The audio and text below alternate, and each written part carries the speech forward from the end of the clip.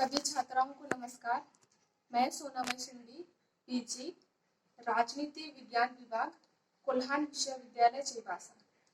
आज मैं आप लोगों को लोक नीति निर्माण संरचना एवं प्रक्रिया के बारे में बताऊंगी और ये सेमेस्टर थर्ड के विद्यार्थियों के लिए है और सेमेस्टर थर्ड के विद्यार्थियों को इससे अवश्य लाभप्रद सिद्ध होंगे। तो हम लोग स्टार्ट करते हैं। लोक नीति निर्माण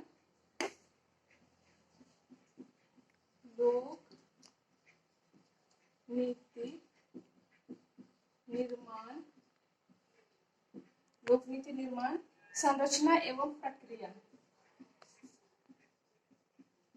संरचना एवं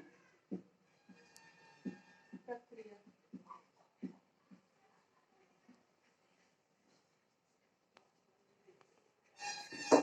तो लोक नीति निर्माण सरकार की सबसे महत्वपूर्ण गतिविधि है, क्योंकि यह नागरिकों तथा समूचे राष्ट्र के जीवन के लगभग सभी पक्ष को छूती है, मतलब टच करती है।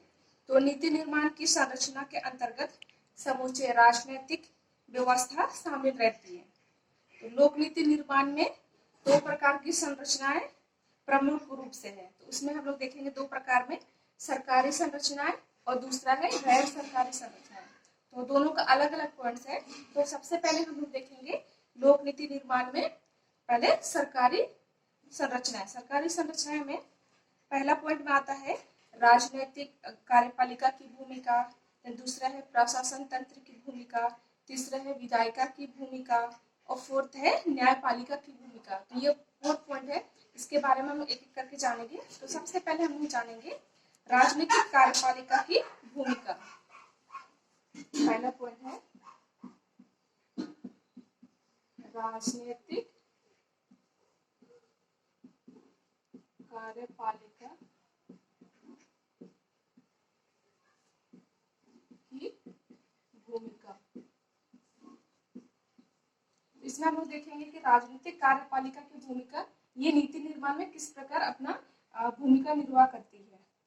तो राजनीतिक कार्यपालिका के अंतर्गत हम लोग देखेंगे इसमें राष्ट्रपति आते हैं, प्रधानमंत्री, मंत्रिमंडल और फिर मंत्रिमंडल की समितियां और फिर मंत्रिमंडल की सचिवालय और फिर प्रधानमंत्री की कार्यपालिका, प्रधानमंत्री की कार्यालय। तो इनकी महत्वपूर्ण भूमिका होती है। तो हम लोग देखेंगे कि अध्यक्षात्मक शासन प्रणाली वाले देशों में वहाँ पे किसका महत्वपूर्ण भूमिका रोल रहता है, महत्वपूर्ण भूमिका रहता है उसमें वहाँ पे राष्ट्रपति और फिर राष्ट्रपति के जितने भी मंत्रिमंडल है उनके द्वारा नीतियों का निर्माण किया जाता है।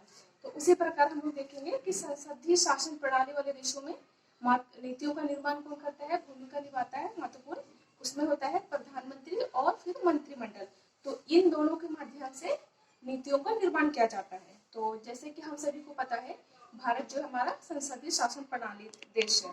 तो यहाँ पे क्या होता है कि जितने भी मंत्रिमंडल है तो सरकारी गतिविधियों के लगभग प्रत्येक क्षेत्र से संबंधित लोक नीति की शुरुआत एवं निर्माण करता है।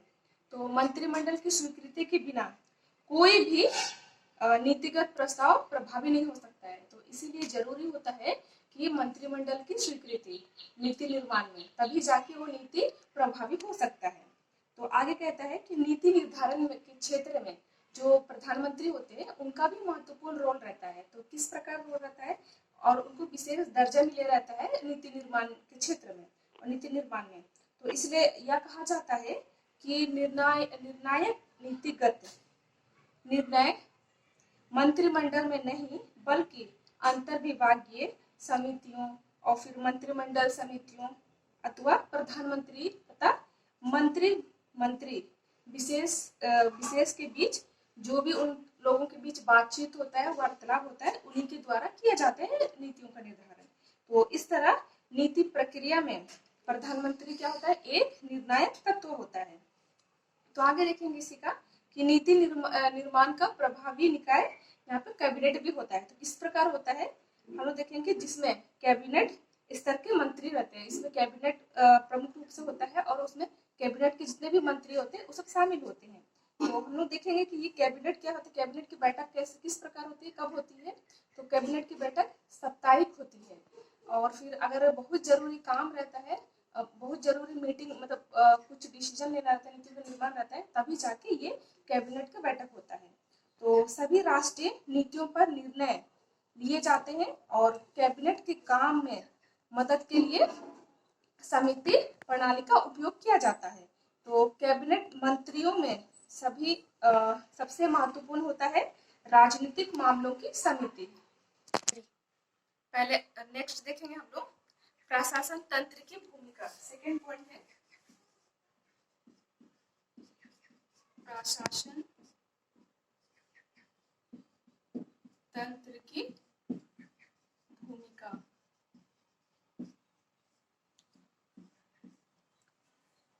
तो हम लोग देखेंगे इसमें कि प्रशासन तंत्र किस प्रकार लोक नीति निर्माण में मदद करती है।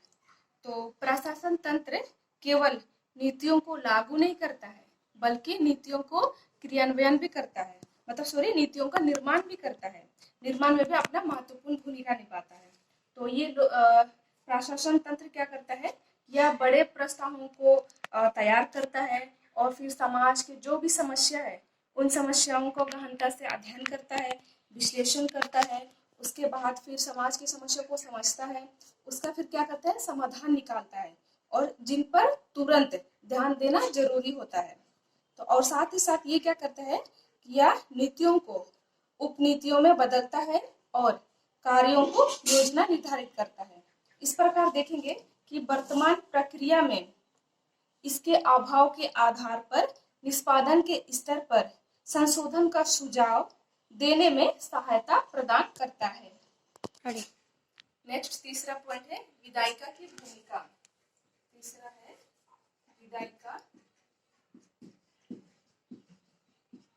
विधायिका की भूमिका। तो ये जो विधायिका है ये भी किस प्रकार नीति निर्माण में अपना महत्वपूर्ण भूमिका निर्वाह करती है, जिसको हम देखेंगे। तो जितने भी लोकतांत्रिक देश है वहां पे विधायिका क्या, विधानमंडल क्या करती है, लोक नीति के निर्माण में अपना महत्वपूर्ण योगदान देता है।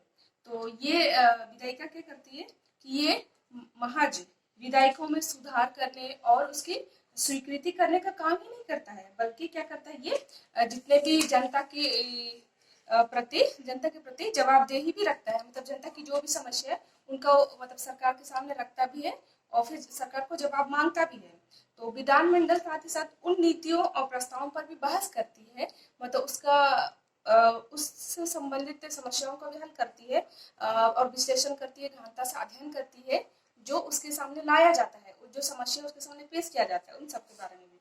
और भारत में लोक नीति के निर्माण में संसद का भी महत्वपूर्ण रोल होता है। तो किस प्रकार महत्वपूर्ण रोल होता है, संसद का क्या रोल होता है, देखेंगे कि हालांकि जितने भी नीतियां हैं एवं प्रस्तावों की स्टार्टिंग मतलब शुरुआत कार्यपालिका की तरफ से होता है, की जाती है, पर संसद में ही इनको मतलब संसद में ही ये चीज को औपचारिक स्वरूप प्रदान किया जाता है।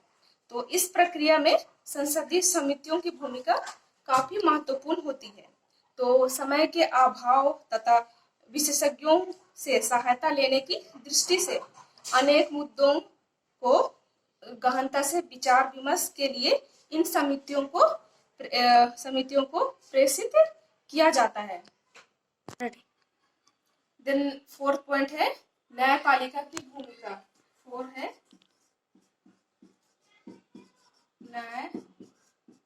न्यायपालिका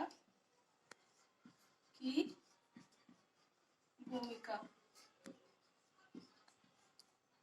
तो ये जो न्यायपालिका है ये नीति निर्माण में किस प्रकार मदद करती है, हम देखेंगे इसको।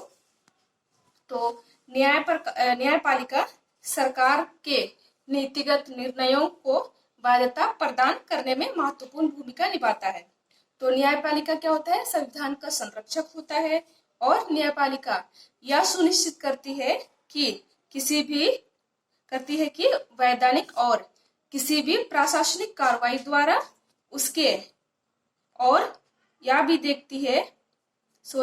उसके किसी प्रावधान का उल्लंघन ना हो रहा हो। इसको रिपीट कर रहे स्टूडेंट, देखिए कि न्यायपालिका संविधान का संरक्षक होता है और न्यायपालिका यह सुनिश्चित करती है कि वैधानिक और किसी भी प्रशासनिक कार्रवाई द्वारा उसके किसी प्रावधान का उल्लंघन ना हो रहा हो। और यह भी देखती है कि नीतियों का निर्माण इस तरीके से हो कि उन नीतियों का नागरिकों के मौलिक अधिकारों से कोई टकराव ना हो। तो आगे हम लोग इसमें देखेंगे कि न्यायपालिका कतिपय नीतियों को आंशिक रूप से रद्द कर देती है और कुछ निर्देश जारी करती है जिन पर अमल करने के लिए सरकार बाध्य होती है। तो सरकार द्वारा किसी नीति के निर्धारण की उपेक्षा करने अथवा किसी नीति के सभी प्रावधानों को लागू न करने को अदालतों द्वारा अत्यंत गंभीरता से लिया जाता है।